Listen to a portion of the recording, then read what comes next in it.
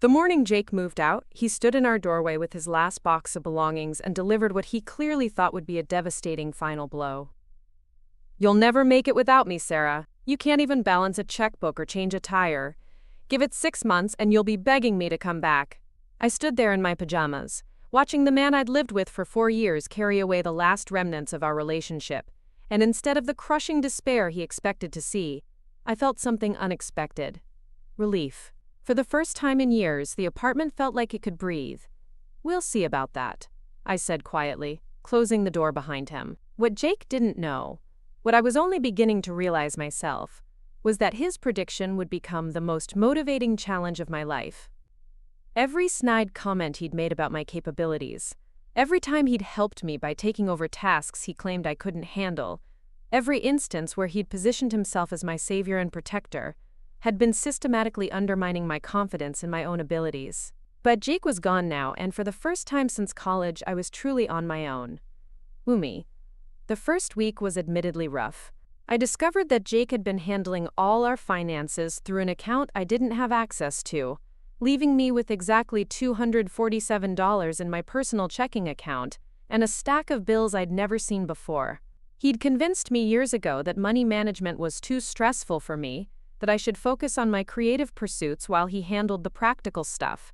I'd been working part-time at a local art gallery, contributing just enough to cover groceries and personal expenses, while he paid rent, utilities, and everything else that actually mattered.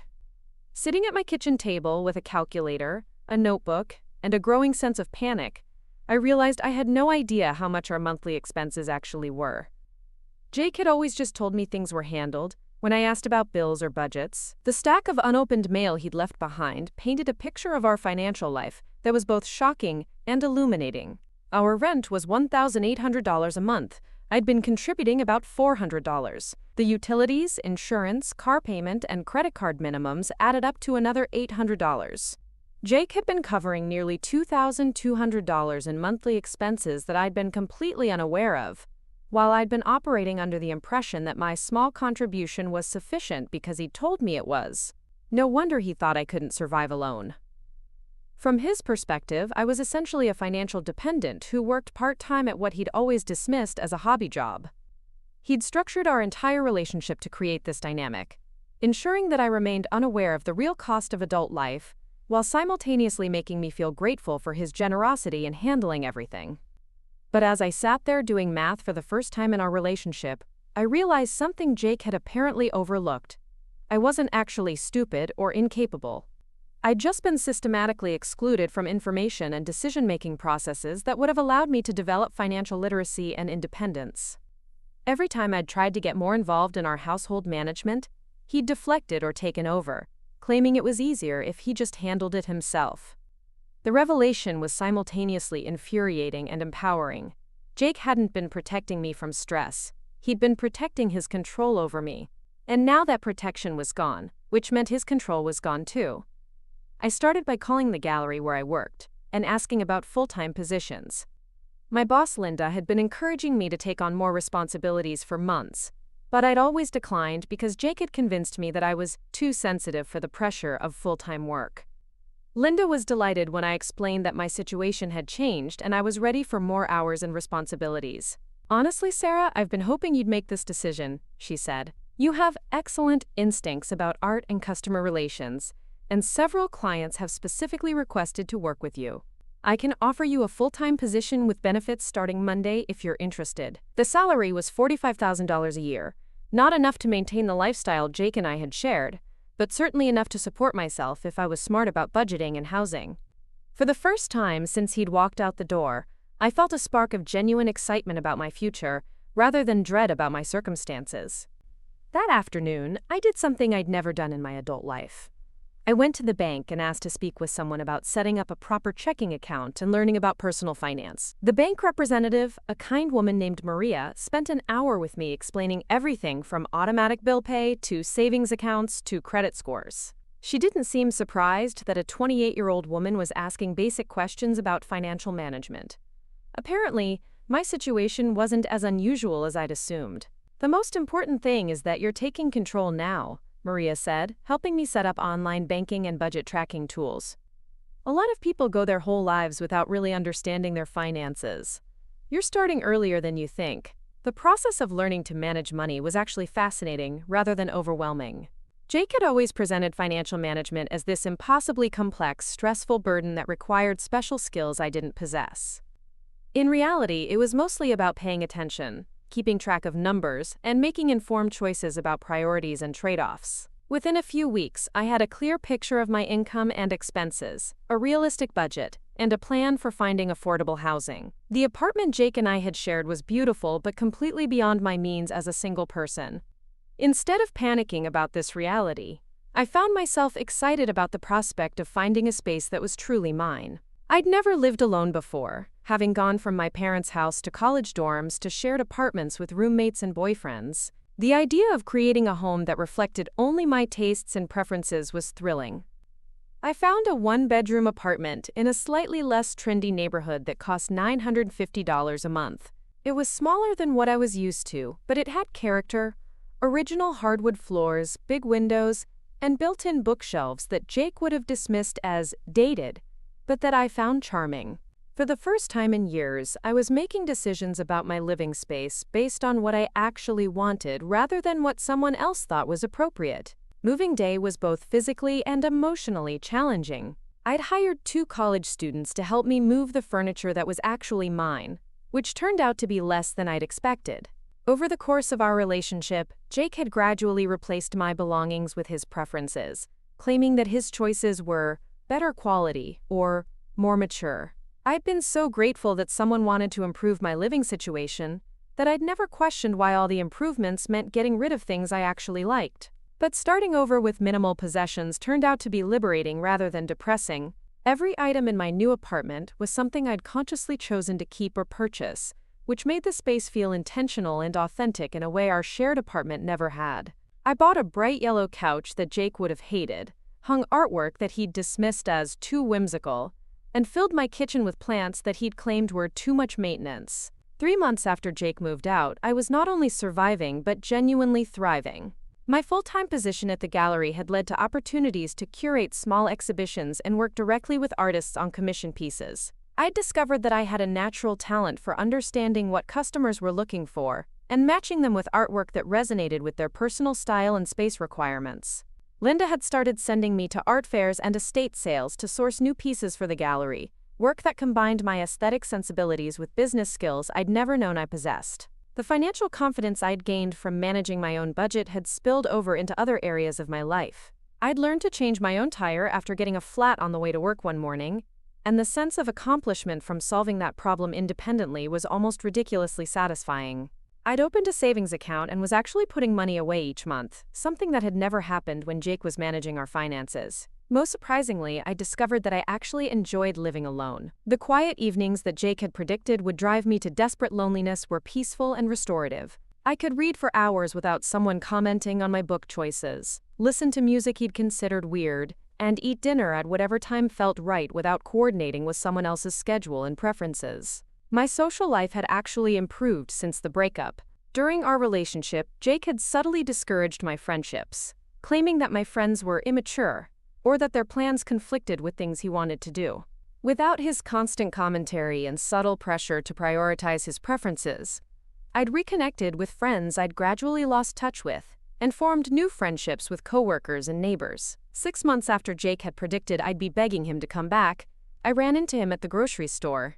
He looked surprised to see me, and even more surprised by how I looked. I'd lost the stress weight I'd been carrying during our relationship. My hair was healthier because I'd stopped letting him convince me that my natural curls were unprofessional, and I was wearing clothes that I'd chosen because I liked them, rather than because they met his approval. "Sarah, you look different," he said, clearly fishing for information about how I was managing without him. "I feel different," I replied honestly. "How are you doing?" He started to launch into a story about his new job and new apartment, obviously trying to impress me with how well he was doing, but I found myself only half listening.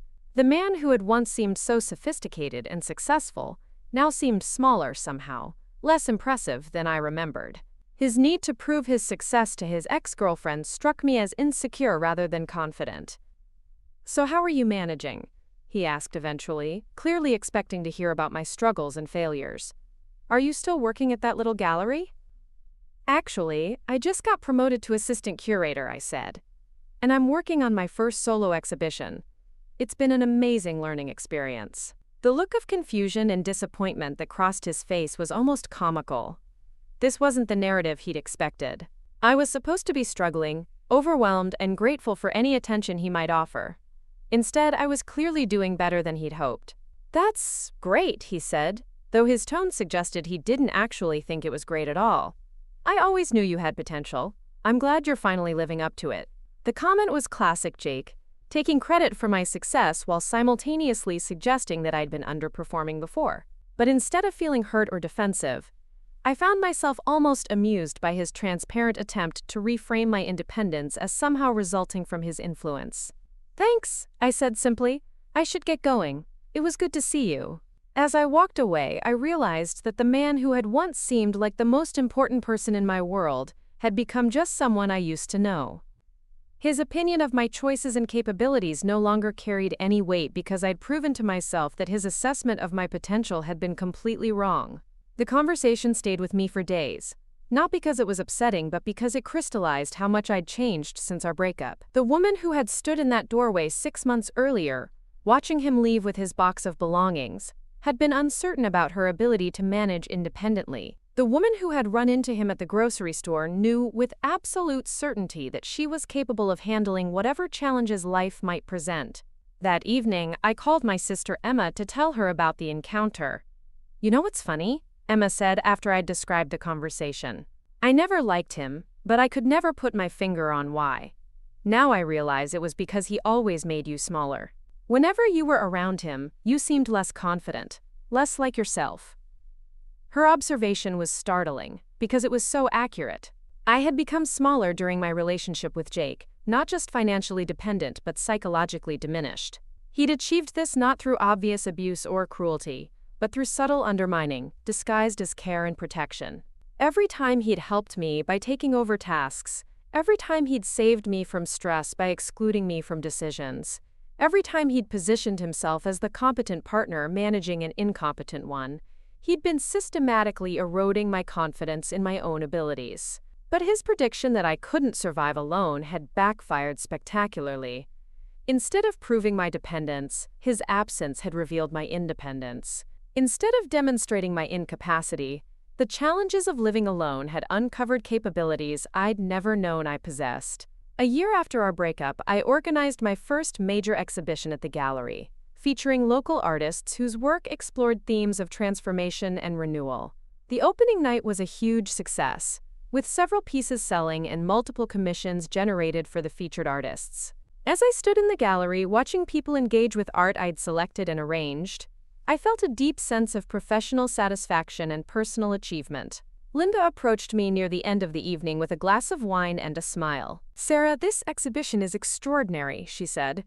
"You've really found your voice as a curator. I've been thinking about offering you a partnership in the gallery. Are you interested in discussing it?" The offer was beyond anything I'd imagined when I'd first asked about full-time work a year earlier.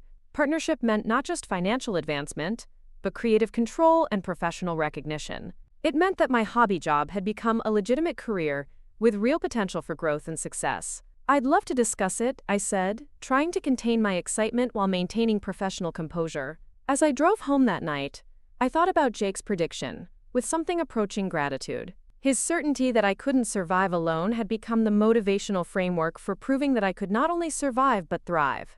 Every milestone I'd achieved, every challenge I'd overcome, every moment of joy and satisfaction in my independent life had been made sweeter by the knowledge that I was exceeding his expectations and my own former limitations. He said I couldn't survive alone, but he'd been wrong about everything that mattered. I hadn't just survived. I discovered who I really was beneath all his assumptions and limitations. And that woman was far more capable, resilient, and successful than either of us had ever imagined. Now I wasn't just thriving without him, I was thriving in ways that never would have been possible with him. The partnership negotiations with Linda took 3 months to finalize, involving lawyers, accountants, and detailed discussions about the gallery's future direction. Throughout the process, I found myself drawing on skills and confidence I'd never known I possessed. When the lawyers presented contract terms that seemed unfavorable, I didn't simply accept them or defer to others' expertise. I asked questions, requested modifications, and advocated for my interests with a clarity that surprised everyone, including myself. Jake had always handled any situation involving contracts or negotiations, claiming that I was too trusting and would get taken advantage of if left to manage such things on my own. But as I sat across from Linda's attorney, calmly explaining why I wanted certain clauses revised, I realized that my supposed naivete had actually been Jake's way of maintaining control over major decisions in our shared life. The day I signed the partnership agreement, Linda and I celebrated with champagne in the gallery after hours. As we toasted to our new business relationship, I felt a profound sense of accomplishment that had nothing to do with proving Jake wrong and everything to do with proving myself right. I had instincts and capabilities that deserved to be trusted and developed, regardless of what anyone else might think about my potential. You know, Linda said as we admired the latest exhibition, when you first started working here, you were incredibly talented, but seemed almost afraid of your own opinions. It's been amazing to watch you grow into your confidence. Her observation made me realize that my transformation hadn't just been about learning practical skills like budgeting and tire changing. The deeper change had been learning to trust my own judgment and advocate for my own ideas. Jake's constant subtle corrections and redirections had trained me to second-guess myself, to defer to his supposedly superior knowledge and experience.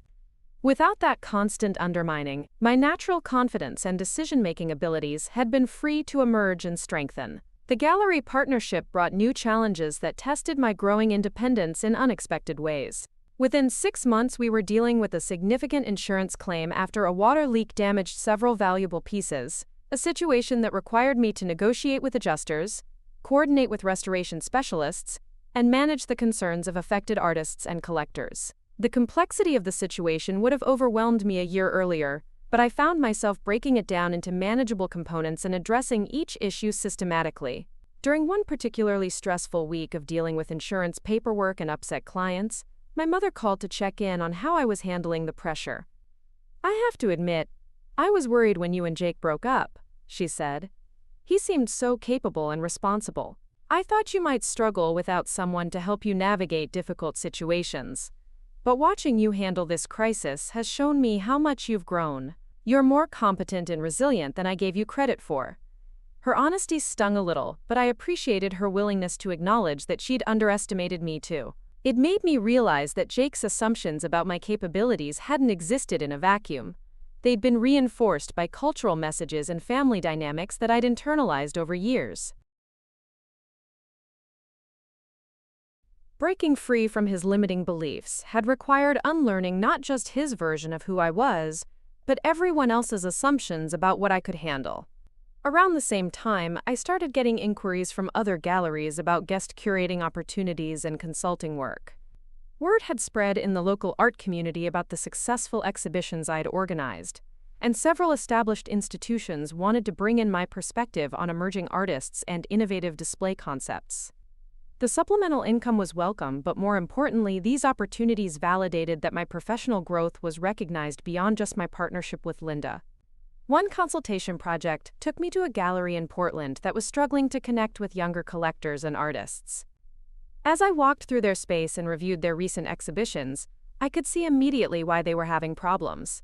Everything about their approach, from the artwork they chose to the way they marketed events, seemed designed to appeal to collectors from previous generations, rather than emerging buyers who were reshaping the market.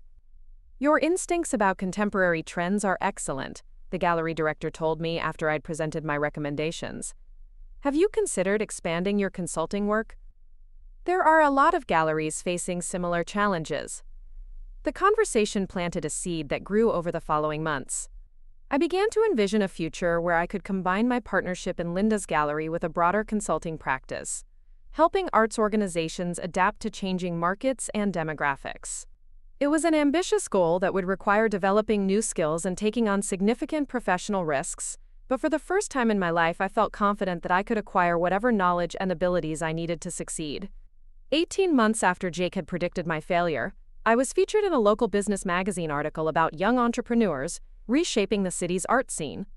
The photographer captured me in the gallery, surrounded by pieces from an exhibition I'd curated, featuring artists under 30 who were addressing social justice themes through their work. Reading the article, I was struck by how the journalist described me as confident and visionary, characteristics that would have seemed impossible to associate with my former self. The article generated several speaking requests from business groups and arts organizations, opportunities that required me to articulate my philosophy about art, commerce, and community engagement to audiences of established professionals. Public speaking had always terrified me. Jake had often joked that I turned bright red whenever I had to speak to groups larger than 3 people, but I found that having genuine expertise and passion for my subject matter made the anxiety manageable. During one particularly well-received presentation to a Chamber of Commerce group, an audience member asked how I'd developed the confidence to take such entrepreneurial risks at a relatively young age. I think my confidence came from being forced to discover what I was actually capable of, I answered honestly. Sometimes we don't know our own strength until we're required to use it. After the event, several people approached me with questions about overcoming self-doubt and taking professional risks. Their interest made me realize that my experience resonated with people beyond just the arts community. The themes of discovering hidden capabilities and building independence were relevant to anyone who had been underestimated or had underestimated themselves. That realization led to my first piece of writing for a broader audience, an essay about finding confidence after a relationship ends that was published in a regional magazine. The response was overwhelming, with dozens of readers reaching out to share their own stories of discovering strength they hadn't known they possessed.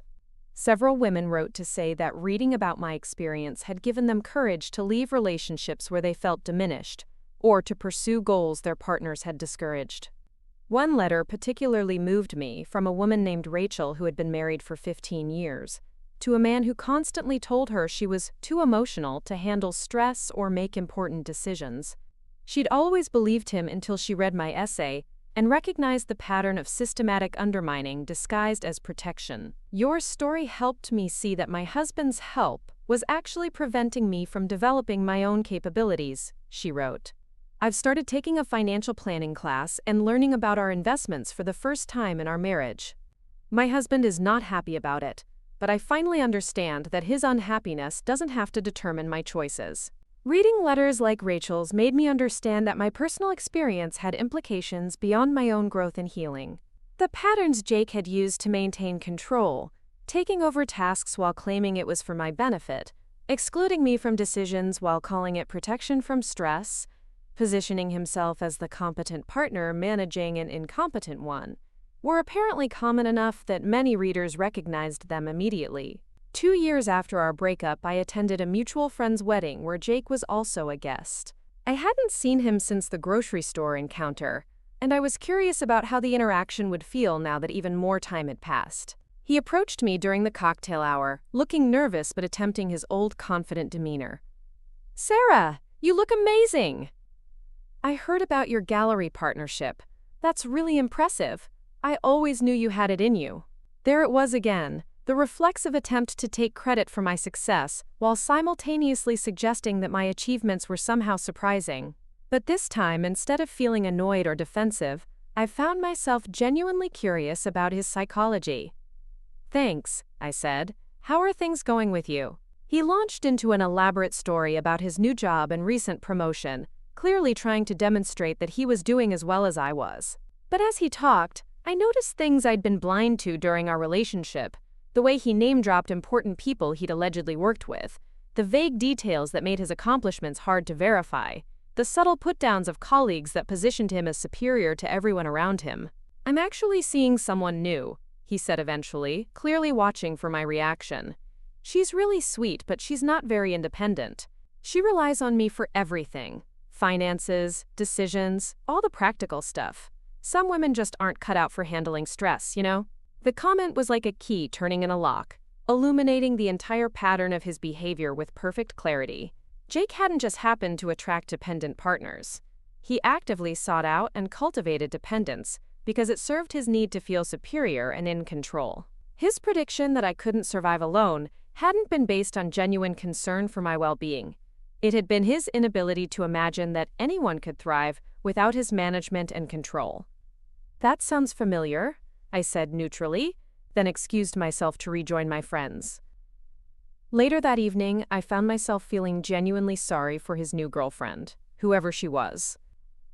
She was probably a capable, intelligent woman who would gradually have her confidence undermined by the same subtle tactics Jake had used on me. Unless she was fortunate enough to have the relationship end before the damage became too extensive, she would spend months or years believing she was incapable of managing her own life. The encounter crystallized something I'd been thinking about since receiving all those letters in response to my essay. While my own story had a happy ending, there were countless women currently living the experience I'd escaped, accepting limitations that had been imposed on them rather than discovering their actual capabilities. I started volunteering with a local organization that provided career counseling and financial literacy training to women leaving abusive relationships. Many of the clients had been told by their partners that they couldn't survive independently, that they lacked the skills or intelligence to manage work, money, or major decisions. Helping these women discover their actual capabilities and develop practical independence skills felt like the most meaningful work I'd ever done. The volunteer work also led to speaking opportunities at conferences about economic empowerment and domestic abuse recovery. As I shared my story with larger audiences, I refined my message to focus not just on my personal experience, but on the broader patterns of control and manipulation that kept capable women believing they were incapable. The most insidious form of control isn't violence or obvious abuse, I would tell audiences. It's convincing someone that they need to be controlled, that they're incapable of managing their own life. When someone predicts you'll fail without them, they're not expressing concern. They're revealing their investment in your dependence. 3 years after Jake had moved out with his box of belongings, I was invited to give a TEDx talk about overcoming limiting beliefs and discovering hidden capabilities. Standing on that stage, looking out at an audience of several hundred people, I thought about the woman I'd been when he'd made his prediction about my inability to survive alone. That woman had been intelligent and talented, but had learned to doubt her own judgment and defer to others' supposedly superior knowledge. She'd accepted a supporting role in her own life because she'd been convinced that starring roles were beyond her capabilities. She'd believed that independence was scary and dangerous rather than liberating and empowering. He said I couldn't survive alone, I told the audience. But he was wrong about everything that mattered. I didn't just survive. I discovered who I really was beneath all his assumptions and limitations. And that woman was far more capable than either of us had ever imagined. The talk was viewed online over 2 million times, generating thousands of comments from viewers sharing their own stories of overcoming others' limiting beliefs about their potential. Several literary agents reached out about turning my story into a book, and I began working on a memoir that expanded on the themes I'd explored in my speaking and volunteer work. Writing the book forced me to examine not just what had happened in my relationship with Jake, but why I'd been susceptible to his particular form of control in the first place. I realized that I'd grown up in a family where women were praised for being agreeable and accommodating rather than assertive and independent. My parents had never explicitly told me I was incapable, but they'd consistently rewarded behavior that prioritized others' comfort over my own needs and preferences. Jake had simply amplified and exploited patterns that were already established in my psychology. His protection had felt familiar because I'd been conditioned to believe that strong, capable people should handle difficult things for those who were more sensitive or delicate. Breaking free from his control had required unlearning not just his version of who I was, but decades of socialization about what constituted appropriate feminine behavior. The book, titled He Said I Couldn't, Discovering Strength in the Space Between, was published 4 years after my breakup with Jake. It became a bestseller, resonating with readers who recognized their own experiences in my story of discovering capabilities that had been hidden beneath others' limiting expectations. Book tours took me across the country speaking to audiences about independence, resilience, and the importance of trusting your own judgment. In every city, women approached me afterward to share their own stories of being told they couldn't handle various challenges: managing money, living alone, pursuing ambitious careers, making major decisions, only to discover that those limitations existed primarily in others' minds, rather than their actual abilities. The success of the book led to opportunities I'd never imagined when I was working part-time at Linda's Gallery and contributing $400 to monthly expenses I didn't understand. I started a consulting business focused on helping organizations identify and address systemic barriers to women's professional advancement. I developed workshops for colleges about building financial literacy and career confidence. I created online courses for women who wanted to develop independent skills but lacked access to in-person resources. 5 years after Jake had predicted my failure, I was financially independent, professionally successful, and personally fulfilled in ways I'd never experienced during our relationship. I owned my apartment outright, had a substantial savings account, and was considering purchasing a second property as an investment. My consulting business was thriving, my partnership with Linda remained strong and profitable, and I had a waiting list of organizations wanting to book me for speaking engagements. More importantly, I'd learned to trust my own judgment completely. When opportunities arose, I evaluated them based on my own assessment of their potential, rather than seeking others' approval or permission. When challenges emerged, I addressed them systematically, rather than looking for someone else to solve them for me. When people offered predictions about what I could or couldn't accomplish, I listened politely but made my decisions based on my own understanding of my capabilities and goals. The woman Jake had been so certain couldn't survive alone had not only survived but had built a life that exceeded her own former expectations as much as his. His prediction had become the foundation for proving that he'd been wrong about everything that mattered: my capabilities, my potential, and my ability to thrive independently. He said I couldn't survive alone, but he'd been wrong about everything. I wasn't just surviving.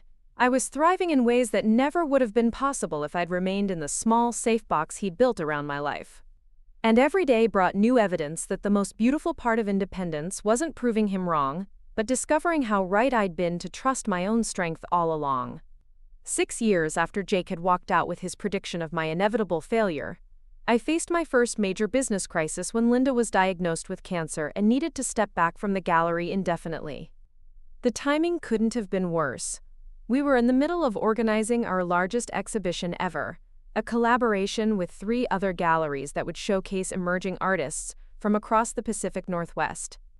The old Sarah would have panicked, convinced that she couldn't possibly manage such a complex undertaking without her more experienced partner. But the woman I'd become saw the crisis as a challenge to be solved, rather than evidence of my inadequacy. I immediately called a meeting with our staff, the collaborating galleries, and the featured artists to explain the situation and outline my plan for moving forward. Instead of canceling or postponing the exhibition, I proposed expanding our team temporarily by bringing in freelance coordinators and increasing everyone's responsibilities. The response was overwhelmingly positive. People wanted to support Linda by ensuring the exhibition's success, and they expressed confidence in my ability to lead the effort. "You know," said Marcus, the director of one of the collaborating galleries, "I was initially nervous about Linda's absence, but watching you handle this crisis has actually increased my confidence in the project. You've got excellent instincts and strong leadership skills." The exhibition opened 3 months later to critical acclaim and record attendance. Local media covered it extensively, and several pieces sold for prices that exceeded our projections. More importantly, the experience of successfully managing such a complex project under pressure gave me absolute confidence that I could handle whatever professional challenges might arise. Linda returned to work 6 months later, cancer-free and amazed by what I'd accomplished in her absence. "I always knew you were talented," she said, "but I didn't realize how strong your leadership abilities were. You've really come into your own." Her recovery prompted discussions about the long-term future of our partnership and the gallery itself. Linda was ready to start reducing her involvement and focusing more on her health and family, while I was energized by the prospect of taking on greater responsibility and implementing new ideas I'd been developing. We restructured our agreement so that I became the primary owner and operator, with Linda transitioning to an advisory role that allowed her to stay involved without the daily pressure of running the business. The transition felt natural and empowering rather than overwhelming, a sign of how much my confidence and capabilities had grown. Around this time, I started dating again for the first time since my breakup with Jake. I'd been so focused on building my independence and career that romantic relationships hadn't been a priority, but I'd reached a point where I felt ready to explore that aspect of my life from my new position of strength and self-knowledge. Dating as a financially independent, professionally successful woman in her early 30s, was a completely different experience from dating as the insecure, dependent person I'd been with Jake. I knew exactly what I wanted in a partner and what I wouldn't tolerate, and I had no interest in compromising my happiness or independence for the sake of being in a relationship. I met David at a gallery opening. He was an architect who shared my appreciation for art and design. What attracted me to him wasn't his ability to solve my problems or manage my life, but his respect for my autonomy and his own secure sense of self. Our early conversations revealed someone who was genuinely interested in my thoughts and opinions, who asked about my work because he found it fascinating, rather than because he wanted to offer advice or corrections. I've never dated someone who was so clear about what they wanted, David told me after we'd been seeing each other for a few months. Most of the women I've been with seem to be looking for someone to complete them or solve their problems. You clearly don't need anyone to complete you. You're already whole. His observation perfectly captured the difference between my previous approach to relationships and my current one. With Jake, I'd been seeking someone to provide what I thought I lacked: financial security, practical competence, social confidence. With David, I was looking for someone to share experiences with, rather than someone to depend on. The relationship developed slowly and naturally, without the intense drama and emotional manipulation that had characterized my time with Jake. David encouraged my professional ambitions, celebrated my successes, and supported my goals without trying to direct or control them. When I told him about my plans to expand my consulting business nationally, his response was enthusiastic encouragement, rather than concern about how my travel schedule might affect our relationship. "You're building something really important," he said. "I want to support that however I can." 7 years after Jake had predicted my failure, my consulting business had grown to the point where I was working with galleries and arts organizations across the country. I'd developed a reputation as someone who could help struggling institutions identify and address systemic problems, particularly those related to audience development and financial sustainability. One project took me to a gallery in rural Tennessee that was on the verge of closing due to declining attendance and financial difficulties. The board of directors was convinced that their community simply wasn't interested in supporting the arts, but my assessment revealed problems that were entirely solvable. Their programming was disconnected from local interests, their marketing was ineffective, and their pricing structure excluded most potential visitors. Working with the staff and board, I developed a comprehensive plan to reposition the gallery as a community cultural center that celebrated both national touring exhibitions and local artists. We implemented sliding-scale admission fees, created educational programs for schools, and established partnerships with local businesses and civic organizations. 6 months later, the gallery was not only financially stable, but had become a vital part of the community's cultural life. The transformation was so dramatic that it was featured in a national arts publication, bringing me additional consulting opportunities and speaking requests. "You saved our gallery," the board president told me at the reopening celebration. "But more than that, you helped us understand that we had the resources and community support we needed all along. We just weren't accessing them effectively." Her comment reminded me of my own journey from dependence to independence. Like that gallery, I'd always had the capabilities I needed to succeed. I'd just been convinced that I lacked them by someone who benefited from my perceived inadequacy. The success of my consulting work led to an opportunity I'd never anticipated. A university offered me a position developing and teaching courses about arts administration and nonprofit management. The idea of becoming a professor had never occurred to me, but the chance to share what I'd learned with emerging professionals was incredibly appealing. Preparing for my first semester of teaching required me to organize and articulate knowledge I'd been accumulating through practical experience. The process was challenging but rewarding, forcing me to think systematically about best practices and common pitfalls in arts management. My students were primarily graduate students in their 20s, many of whom reminded me of my younger self, talented and passionate, but unsure of their abilities and place in the professional world. Working with them became another form of the mentoring I'd been doing through my volunteer work, helping people recognize and develop capabilities they might not know they possessed. "Professor Sarah is different from other faculty," I overheard one student telling another. "She doesn't just teach theory. She shows us how to actually do things and trust our own judgment." The comment pleased me because it reflected exactly what I'd hoped to accomplish.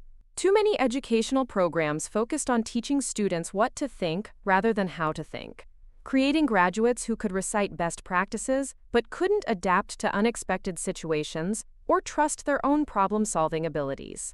8 years after my breakup with Jake, I was featured on the cover of a national business magazine as one of 30 under 30 entrepreneurs reshaping their industries. The article described how I'd built multiple successful ventures while advocating for women's economic empowerment and professional development. The photo shoot took place in my gallery, which had expanded to occupy the entire building and employed 12 people. As I posed among artwork I'd selected and exhibitions I'd curated, I thought about the woman Jake had been so certain couldn't balance a checkbook or change a tire. That woman had been capable of everything she'd accomplished since. She'd just needed the opportunity to discover her abilities. The magazine article generated renewed interest in my story and led to additional media opportunities, including appearances on several national television programs. During one interview, the host asked what I would say to my former self if I could go back to the day Jake moved out. I would tell her that everything he said about her limitations was wrong, I answered. But I wouldn't want to spare her the journey of discovering that for herself, because the process of proving him wrong was actually the process of finding out who she really was. Around this time, I received an unexpected message through my professional website from Jake's new girlfriend, the woman he'd mentioned at the wedding 2 years earlier. Her message was brief but urgent. She'd read my book and recognized the patterns I described in her own relationship. She was reaching out because she was planning to leave Jake and wanted advice about managing the transition to independence. I arranged to meet with her, a woman named Kelly, who was indeed intelligent and capable, but had been systematically convinced otherwise through the same tactics Jake had used on me. She'd been with him for 3 years and was financially dependent in exactly the same way I'd been, contributing small amounts to expenses she wasn't allowed to understand, while Jake controlled all major financial decisions. "He told me you were bitter and vindictive about your breakup," Kelly said as we sat in a coffee shop near my gallery. "He said you'd made up stories about him to justify your inability to maintain the relationship. But reading your book, I recognized too many specific behaviors and phrases for it to be coincidental." I spent 2 hours with Kelly, sharing practical advice about financial planning, housing options, and emotional preparation for independence. More importantly, I helped her understand that her doubts about her capabilities were the result of systematic undermining, rather than accurate self-assessment. "The fact that you recognized the patterns and took action to change your situation proves you're much stronger and smarter than he's convinced you to believe," I told her. 6 months later, Kelly sent me a photo of herself at her college graduation. She'd used her independence to finish the degree Jake had discouraged her from pursuing, claiming that education was wasted on someone who wasn't academically inclined. She'd graduated summa cum laude and had been accepted to several graduate programs. "You were right," her message read. "Everything he said about my limitations was wrong. Thank you for showing me what was possible." Kelly's success was particularly satisfying because it confirmed that Jake's pattern of behavior wasn't personal to me. It was systematic manipulation that he used with every woman who allowed him close enough. Her ability to break free and thrive validated everything I'd learned about the difference between genuine limitations and imposed ones. 9 years after Jake had predicted my failure, I was invited to speak at the United Nations about women's economic empowerment and entrepreneurship. Standing at that podium, addressing delegates from around the world, I reflected on the journey that had brought me from financial dependence and self-doubt to international recognition as an expert on independence and capability development. "The most dangerous lie we tell women is that they need protection from their own strength," I told the audience. "When we convince capable people that they're incapable, we don't protect them, we diminish them. True empowerment comes from discovering what we can accomplish when we stop accepting others' limitations as our own reality." The speech was translated into multiple languages and shared widely on social media, generating responses from women around the world who recognized their own experiences in my description of imposed limitations and discovered potential. That same year, David and I got engaged, but our relationship had evolved so differently from my experience with Jake that the milestone felt like a celebration rather than a rescue. David wasn't proposing to save me from independence. He was asking to build a life alongside someone he admired and respected exactly as she was. "I fell in love with your strength, not your need for protection," he said when he proposed. "I want to support your dreams, not limit them." Our wedding was small and focused on the commitment we were making, rather than the spectacle we could create. In my vows, I promised to maintain my independence while building our partnership, to pursue my own goals while supporting his, and to never accept limitations on either of our potential simply because they came from someone who claimed to love us. 10 years after Jake had moved out with his box of belongings and his prediction of my inevitable failure, I was running 3 successful businesses, teaching at a major university, and had been invited to join the board of a national foundation focused on women's economic development.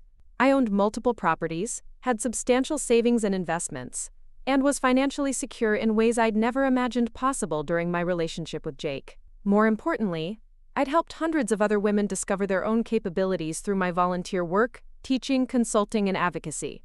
Every success story reinforced my understanding that imposed limitations were often more powerful than actual ones, and that breaking free from others' restricting beliefs could unleash potential that had been hidden for years. The anniversary passed without fanfare.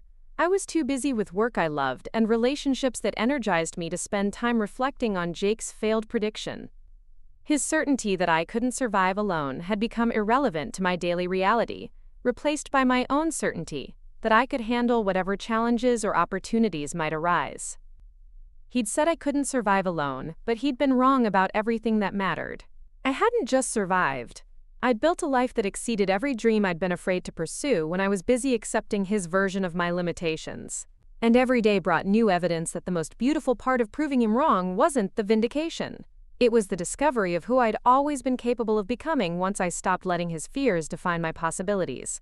Mapped Sarah's journey of growth and empowerment. 4s. I think this is a good place to continue building the story. I've shown Sarah's continued growth over 10 years, including professional expansion, gallery ownership, consulting, teaching, personal growth, healthy relationship with David, helping others, Kelly, students, volunteer work, recognition and success, UN speaking, magazine covers, financial independence and security. The story has maintained the theme of proving Jake wrong, while showing that Sarah's motivation has evolved beyond just proving him wrong to building something meaningful and helping others. I could continue with perhaps more about her marriage to David, further professional achievements, maybe an eventual encounter with Jake where she's completely indifferent to him, or expand on her impact helping other women. Let me continue with some of these themes, while building toward a satisfying conclusion. 11 years after Jake's prediction, I received a call that would test everything I'd learned about strength and resilience in an entirely new way. My father had suffered a massive heart attack and was in intensive care. As I rushed to the hospital, I realized this was the first major family crisis I'd face as the independent, capable woman I'd become, rather than the uncertain person I'd been during my relationship with Jake. My mother was falling apart, overwhelmed by the medical decisions and financial complexities of my father's condition. In the past, she would have turned to my father for guidance, and I would have looked to Jake for support and direction. Now, I found myself naturally stepping into the role of family coordinator and decision-maker. I organized meetings with doctors, researched treatment options, coordinated with insurance companies, and managed the practical aspects of my father's care while supporting my mother emotionally. The skills I developed running businesses and managing complex projects translated seamlessly to navigating a medical crisis. "I don't know what we would have done without you," my mother said after my father had stabilized and begun his recovery. "You handled everything so competently. When did you become the strong one in our family?" Her question made me realize that my transformation had been so gradual and complete that even my parents hadn't fully grasped how much I'd changed. The daughter they remembered had been capable but self-doubting, eager to please but hesitant to take charge. The woman who had managed my father's crisis was confident in her abilities and comfortable with responsibility. During my father's recovery, he and I had several conversations that revealed how much my success had challenged his own assumptions about gender roles and capabilities. He admitted that he'd been skeptical when I'd started my businesses, worried that I was taking on more than I could handle without a male partner to provide stability and guidance. "I was wrong to doubt you," he said during one of our hospital visits. "You've built something really impressive, and you did it all yourself. I'm proud of you, and I'm sorry it took me so long to understand what you were capable of." His apology was unexpected and meaningful, representing another relationship where I'd successfully challenged limiting expectations and gained genuine respect for my capabilities. The pattern was becoming clear. People's assumptions about my limitations had been based on outdated information and social conditioning rather than accurate assessment of my potential. 12 years after my breakup with Jake, my consulting business had grown to the point where I needed to make a decision about its future direction. I could continue operating as a solo consultant, maintaining complete control and flexibility, or I could expand into a larger firm that could take on bigger projects and serve more clients. The decision represented exactly the kind of strategic challenge that Jake had convinced me I couldn't handle. Complex financial projections, risk assessment, long-term planning, and management of multiple variables. But I'd been making similar decisions successfully for years, and my track record gave me confidence in my judgment and analytical abilities. After extensive research and consultation with mentors, I decided to expand, bringing in 2 junior consultants and establishing partnerships with specialists in related fields.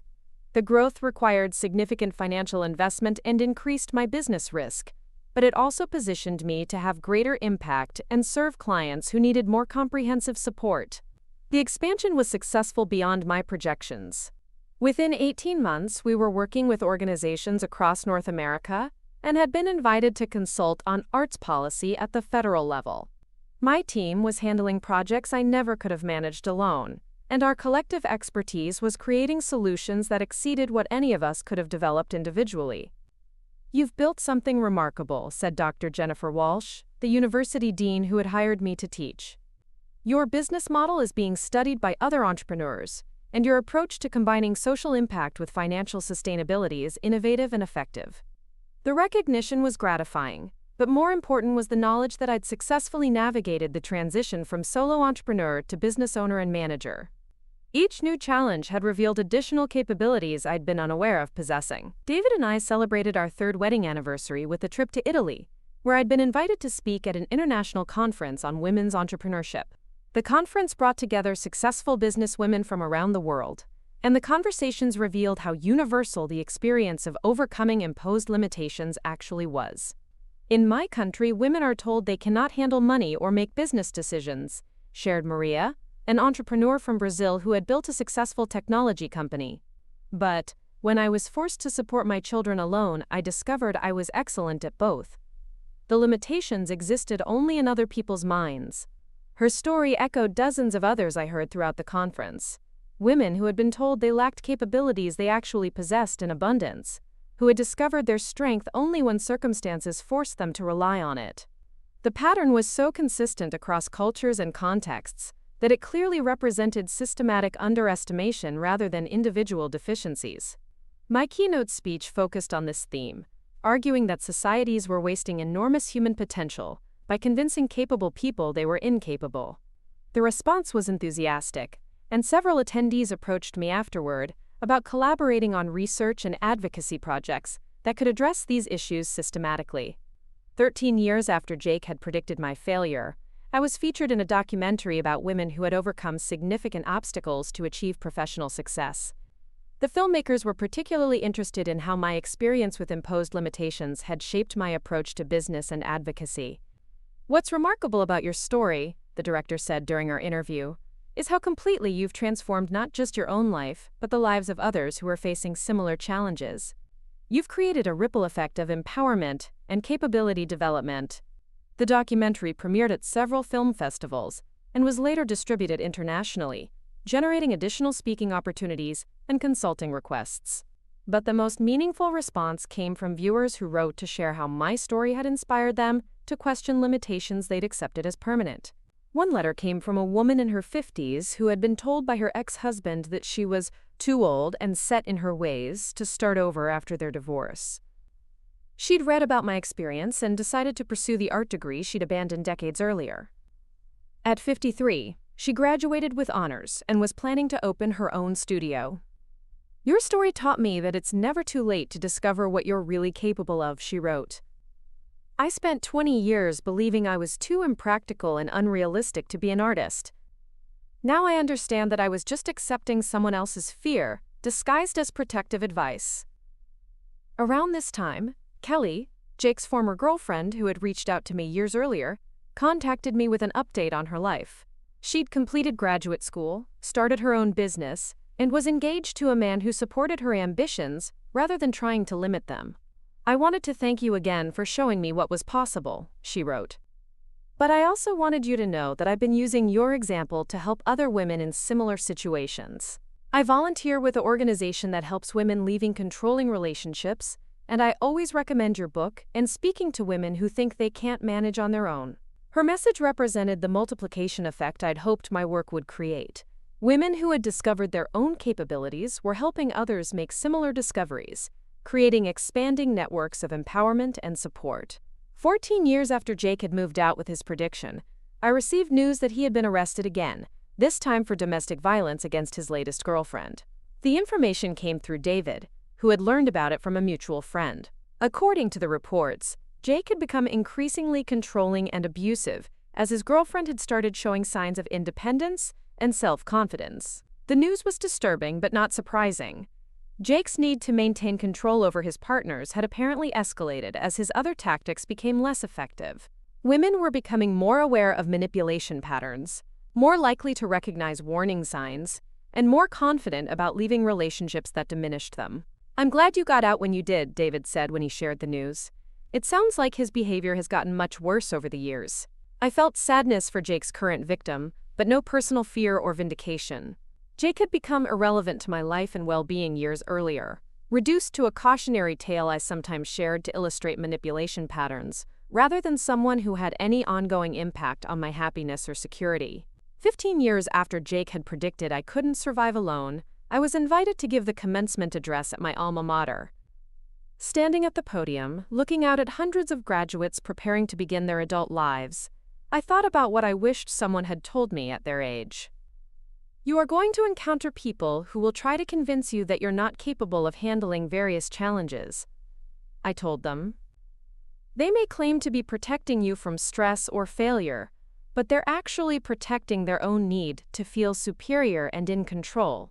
Your job is to distinguish between people who support your growth and people who benefit from your limitations." The speech was well received, and several graduates approached me afterward with questions about building confidence and trusting their own judgment. Their enthusiasm and ambition reminded me of my younger self, but with one crucial difference: they were starting their independent lives with awareness of manipulation tactics and confidence in their own potential. After the ceremony, I walked across the campus where I had first met Jake, remembering the insecure young woman I'd been and marveling at the journey that had brought me to this point. The girl who had been so grateful for Jake's attention and guidance had grown into a woman who was sought out for her own expertise and leadership. That evening, David and I discussed something we'd been considering for months: starting a family. The conversation would have terrified me during my relationship with Jake, when I'd been convinced I couldn't handle the responsibilities of single parenthood and needed a partner to provide stability and competence. Now, the prospect of raising children felt exciting rather than overwhelming. I knew I could provide financial security, emotional stability, and strong role modeling for independent thinking and capability development. Whether I became a mother as part of a partnership or on my own, I was confident in my ability to raise children who would never doubt their own potential. "I want our kids to grow up seeing what healthy partnership looks like," David said, "where both parents are strong and independent, but choose to build something together rather than one person rescuing the other." His vision perfectly captured what I'd learned about authentic relationships. They should be partnerships between equals who enhanced each other's lives, rather than arrangements where one person provided what the other supposedly lacked. 16 years after Jake's failed prediction, I stood in my gallery preparing for its 10th anniversary celebration. The space had evolved far beyond anything I'd imagined when I'd first started working there part-time, becoming a cornerstone of the local arts community and a model for other galleries facing similar challenges. The celebration brought together artists, collectors, business leaders, and community members whose lives had been enriched by the programming and exhibitions we'd created. Looking around at the crowd, I realized that none of this would have existed if I'd remained in the limiting relationship Jake had tried to maintain. Linda, now fully retired but still a close friend and advisor, raised a toast during the evening's program. "Sarah has built something extraordinary here," she said. "But more than that, she's proven that betting on people's potential rather than accepting their supposed limitations can create amazing things." This gallery exists because Sarah refused to believe she couldn't handle the challenges of independence and leadership. Her words captured something I'd been thinking about throughout the evening: the ripple effects of choosing growth over safety, potential over limitation, authentic challenge over comfortable dependence. Every success had built on previous successes, creating momentum that had carried me far beyond what anyone, including myself, had initially thought possible. As the celebration wound down and I walked through the gallery one final time that evening, I reflected on Jake's prediction that I couldn't survive alone. He'd been wrong about survival, but he'd been even more wrong about what lay beyond survival. I hadn't just survived. I'd thrived, grown, built, created, influenced, and inspired. I'd discovered capabilities I'd never known I possessed, and developed new ones I'd never imagined needing. I'd helped hundreds of other women make similar discoveries and had created institutions and resources that would continue that work long after I was gone. He said I couldn't survive alone, but he'd been wrong about everything that mattered. Surviving had been just the beginning of discovering who I really was and what I was truly capable of accomplishing. And the most beautiful part wasn't proving him wrong. It was proving myself right about the potential I'd always carried but had been afraid to trust. In the space between his prediction and my reality, I'd found not just independence, but purpose, not just capability, but confidence, not just survival, but a life that exceeded every dream I'd been brave enough to pursue. The woman he'd been so certain would fail without him had built something he never could have imagined, and she was just getting started. 17 years after Jake's prediction, David and I welcomed our daughter Maya into the world.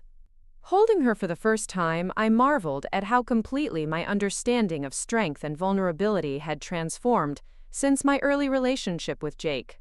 The woman who had once been convinced she needed protection from stress and responsibility was now confidently taking on the most challenging and important job imaginable.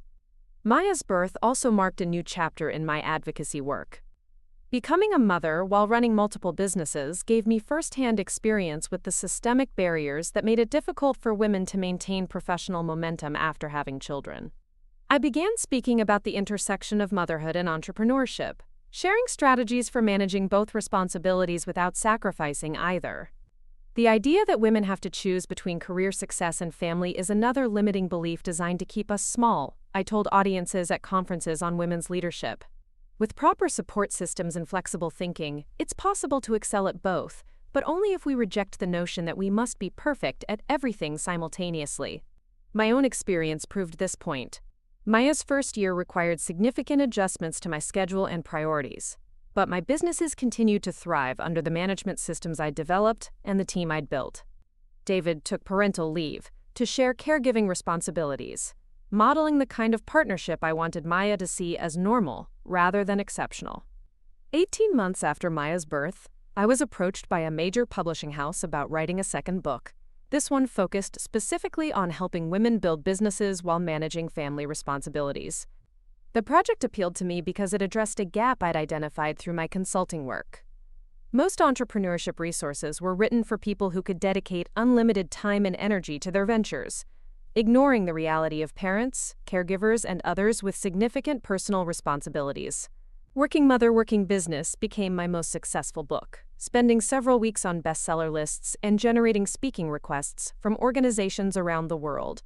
The book's success also led to opportunities to consult with companies about creating more family-friendly policies and workplace cultures.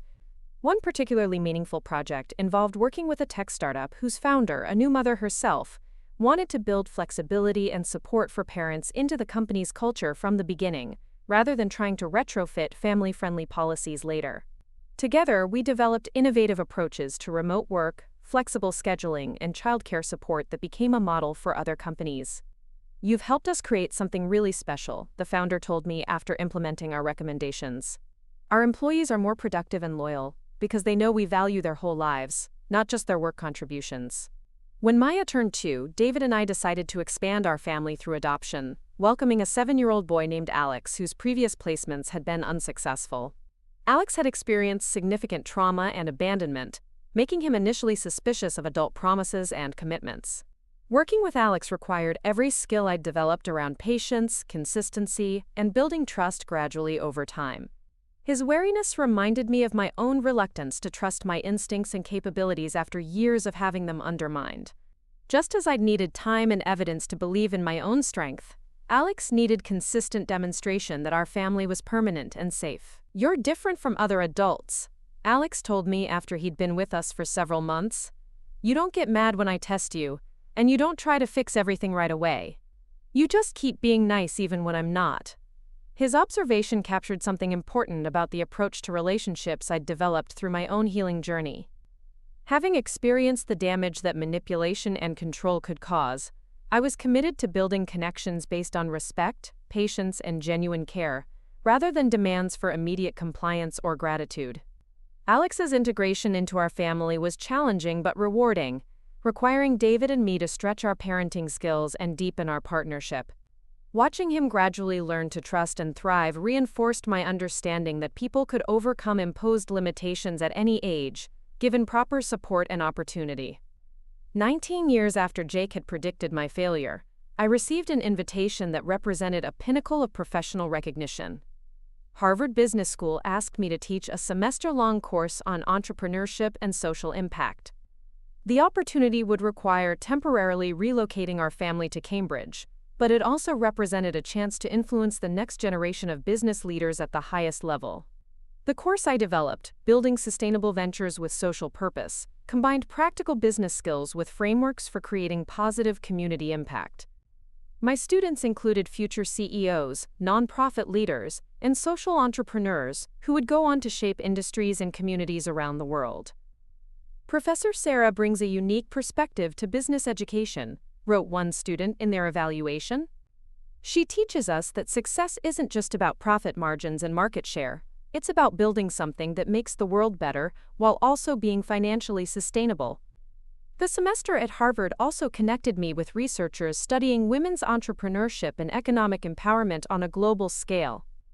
I began collaborating on studies that examined the systemic barriers keeping capable women from starting and growing businesses, work that contributed to policy recommendations for governments and international organizations. During our time in Cambridge, I encountered several former classmates who were surprised by the path my life had taken. At a reunion event, I reconnected with people who remembered me as Jake's quiet, deferential girlfriend, a woman who seemed to have potential but lacked confidence and direction. "I always wondered what happened to you after college," said Jennifer, a former dorm mate. "Jake used to talk about you like you were this fragile person who needed constant guidance. But you've obviously built an amazing life and career. What changed?" Her question prompted a conversation about the difference between genuine support and disguised control, and how breaking free from limiting relationships could unleash capabilities that had been suppressed, rather than absent. Several other women at the event shared similar stories of discovering their strength after leaving situations where they'd been convinced they were weak. 20 years after Jake's prediction, exactly 2 decades since he'd stood in my doorway with his box of belongings and his certainty about my inevitable failure, I was invited to deliver the keynote address at the Global Women's Economic Forum in Geneva. The invitation represented recognition not just of my individual success, but of the broader movement toward women's economic empowerment that I'd been part of building. Standing before an audience of government officials, business leaders, and advocates from over 50 countries, I reflected on the journey that had brought me to this moment. The woman Jake had been so certain couldn't balance a checkbook was now addressing world leaders about economic policy and systemic change. 20 years ago, someone told me I couldn't survive alone, I began my speech. He was wrong about my capabilities, but he was right about one thing. I didn't survive alone. I thrived because of the networks, resources, and opportunities that existed to support women's economic independence. Our job now is to ensure that every woman has access to those same tools for discovering and developing her potential.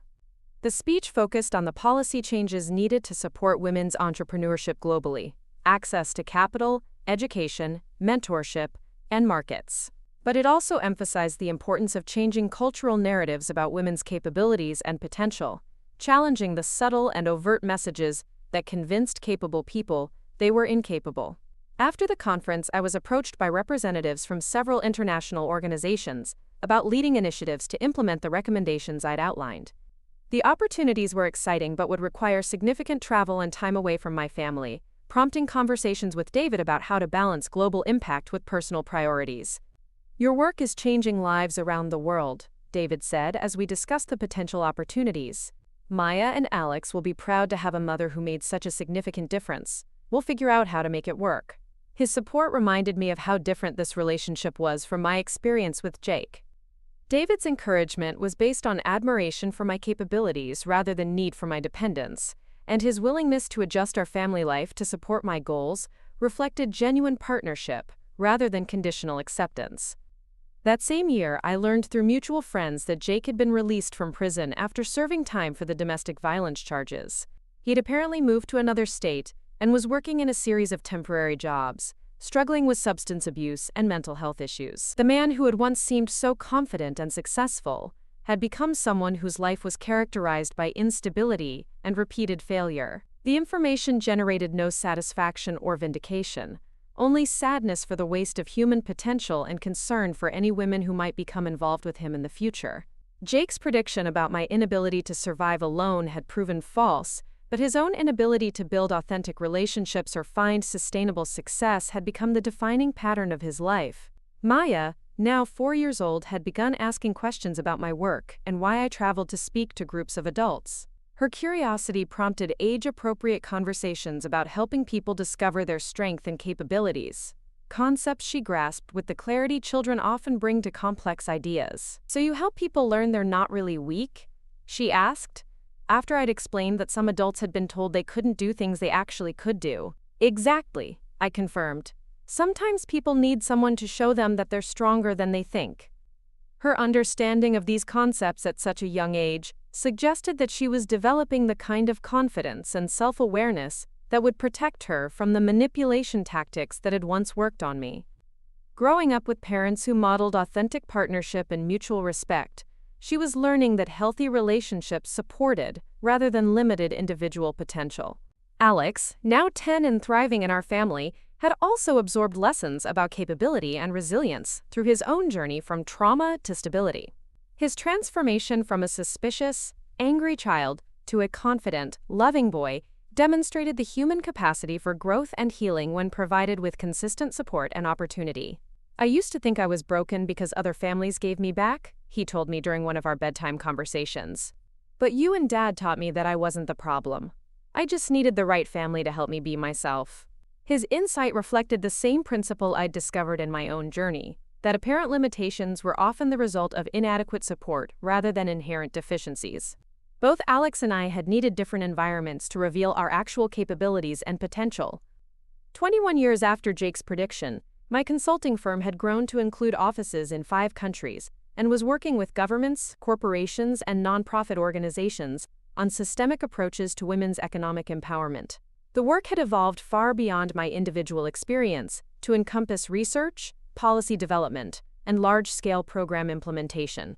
One particularly meaningful project involved partnering with the United Nations to develop a global curriculum for teaching financial literacy and entrepreneurship skills to women in developing countries. The program would reach millions of women over its first 5 years, providing them with tools to build economic independence and support their families and communities. "Your personal story has become a catalyst for systemic change," noted Dr. Elizabeth Warren, the economist who had invited me to collaborate on the UN project. "You've proven that individual transformation can scale to create global impact when it's channeled effectively." The comment captured something I'd been reflecting on as my work had expanded in scope and influence. Jake's prediction about my limitations had been proven wrong not just individually but at scale. The capabilities he'd been certain I lacked had been developed and shared with thousands of other women who had used them to transform their own lives and communities. My second TED Talk, delivered 22 years after Jake had moved out, focused on this multiplication effect. "The most dangerous thing about limiting beliefs isn't what they do to individuals," I argued. "It's how they prevent society from accessing the full range of human capabilities and potential. When we convince capable people they're incapable, we don't just harm them, we deprive ourselves of the innovations, solutions, and leadership they could provide." The talk was viewed over 10 million times and translated into dozens of languages, generating responses from viewers on every continent who recognize the patterns I described in their own lives and communities. The global conversation that emerged reinforced my understanding that imposed limitations were a universal problem requiring coordinated solutions. That same year, Harvard invited me to establish a permanent research center focused on women's entrepreneurship and economic empowerment. The Center for Capability Development would conduct research, train practitioners, and develop resources for organizations working to support women's economic independence worldwide. Accepting the position required another major life transition, but David, Maya, and Alex were all enthusiastic about the move and the opportunities it would create for our family. Maya was particularly excited about living near Boston's art museums, while Alex was looking forward to exploring the city's historical sites and joining a youth sailing program. The center's inaugural conference brought together researchers, practitioners, and policymakers from around the world to share findings and develop collaborative approaches to systemic barriers facing women entrepreneurs. The conversations were energizing and productive, generating commitments for joint research projects and policy initiatives that would extend far beyond any individual organization's capacity. During the conference's final session, I was approached by a young woman who introduced herself as Jessica Chen, a graduate student studying the long-term impacts of domestic economic abuse on women's entrepreneurial capabilities. She wanted to interview me for her dissertation research, which was examining how women rebuilt confidence and practical skills after leaving controlling relationships. "Your story is cited in almost every paper written about women's economic recovery," she told me. "But I'm particularly interested in how you transitioned from personal healing to systemic advocacy. What motivated you to share your experience so publicly?" Her question prompted me to reflect on the evolution of my work from personal necessity to public mission. I realized that my experience wasn't unique, I explained. There were thousands of women facing similar challenges, and many of them didn't have access to the resources and opportunities that had supported my recovery. Sharing my story became a way of multiplying those resources and reaching women who might otherwise continue believing their limitations were permanent. Jessica's research was part of a growing body of academic work examining the intersection of personal relationships and economic empowerment. Studies that were contributing to more sophisticated understanding of how manipulation and control operated in intimate partnerships, and how their effects could be counteracted through targeted interventions. 23 years after Jake had predicted I couldn't survive alone, I stood in the research center that bore my name, surrounded by staff members and graduate students working on projects that would impact women's lives around the world. The space was designed to encourage collaboration and innovation, with flexible work areas, advanced technology, and meeting spaces that could accommodate everything from small planning sessions to international conferences. Maya, now 7, had become the center's unofficial mascot, charming visitors, with her precocious questions about their research and her confident assumption that women could accomplish anything they set their minds to. Her natural leadership abilities and social confidence suggested that she was developing exactly the kind of self-assurance I'd had to rebuild as an adult. Alex, now 13, had channeled his early experiences with instability into a passion for helping other children in foster care. He volunteered with organizations supporting youth in transition and had started a mentoring program pairing older foster children with younger ones. His transformation from a traumatized, suspicious child to an empathetic, confident teenager demonstrated the power of consistent support and high expectations. "Alex has become such an amazing young man," David observed, as we watched him facilitating a group discussion with younger foster children. His difficult early experiences actually gave him insights and empathy that help him connect with kids who are facing similar challenges. His comment reminded me of my own journey from victim to advocate, how the painful experience of being systematically undermined had ultimately provided me with knowledge and motivation that enabled me to help others facing similar situations. The most meaningful transformations often emerged from the most difficult circumstances when those experiences were processed constructively rather than simply endured. That year also brought news that Jake had died in a car accident, alone and apparently under the influence of alcohol. The information reached me through his brother David, who felt I should know despite the years that had passed since we'd had any contact. "I wanted you to know partly for closure," David explained during our phone conversation, "but also because I've been thinking about how different your lives turned out. You built something amazing, from what seemed like a devastating situation, while Marcus never recovered from losing the control he thought he needed to be happy. The news prompted reflection on the different paths that had emerged from the same starting point, the end of our relationship. Jake's inability to accept that his prediction had been wrong, or to learn from his failures, had led to a downward spiral of repeated mistakes and increasing isolation. My willingness to question his assessment of my capabilities and test my actual potential had led to growth, connection, and increasing impact. I felt sadness for the waste of his life and the people he'd hurt along the way, but his death didn't change anything fundamental about my own journey or achievements. The woman he'd been so certain couldn't survive alone had not only survived, but had built something far more significant than survival. A legacy of empowerment and capability development that would continue long after both of us were gone.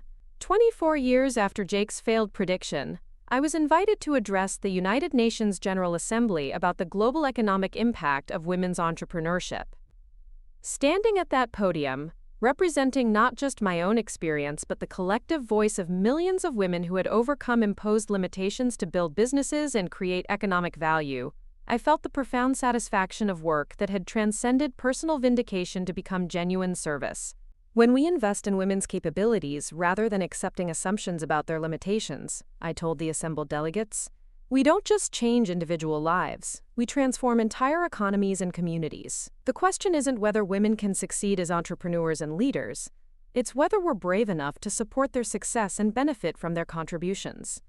The speech led to commitments from multiple countries to implement policy changes supporting women's economic participation, funding for research on systemic barriers, and resources for programs that would reach women in underserved communities worldwide. As I returned to my seat in the General Assembly Hall, I thought about the girl Jake had been so certain couldn't balance a checkbook or change a tire. That girl had just addressed world leaders about economic policy and systemic change, representing the interests of women whose capabilities had been underestimated, but whose potential was unlimited. He said I couldn't survive alone, but he'd been wrong about everything that mattered. I hadn't just survived. I'd built something that would outlast both of us, creating resources and opportunities for generations of women who would never have to accept others' limiting beliefs as their own reality. The most beautiful part of proving him wrong hadn't been the vindication. It had been the discovery that breaking free from one person's prediction had opened the door to possibilities neither of us had ever imagined. In the space between his certainty and my reality, I'd found not just independence but purpose, not just capability, but the chance to multiply that capability in countless other lives. 25 years later, the woman he'd been so sure would fail without him was still just getting started. Standing in her research center at Harvard, surrounded by the next generation of women entrepreneurs she was mentoring, Sarah reflected on Jake's parting words that had once seemed like a devastating prophecy. He'd been wrong about survival, wrong about capability, wrong about everything that mattered, but he'd been most wrong about what alone actually meant. Sarah had never been alone. She'd simply stopped accepting the limitations imposed by someone who needed her to be small in order for him to feel large. In the space where his control used to be, she'd found a community of supporters, mentors, partners, and eventually, people who looked to her for the same encouragement she'd once desperately needed. The scared woman standing in that doorway with $247 in her checking account had become someone who influenced policy at the United Nations, who'd helped millions of women discover their own hidden strength, who'd raised children confident in their abilities to change the world. Jake had said she couldn't survive alone. But the truth was, she'd never been alone. She'd just been waiting for the right moment to discover how many people were ready to rise with her. 25 years later, she was still rising, still building, still proving that the most beautiful response to someone's limiting prediction was to exceed it so completely that even they would have to admit they'd been wrong about everything. He thought she couldn't survive without him. Instead, she'd learned to thrive because of the strength that had been inside her all along, just waiting for the chance to be free. The end.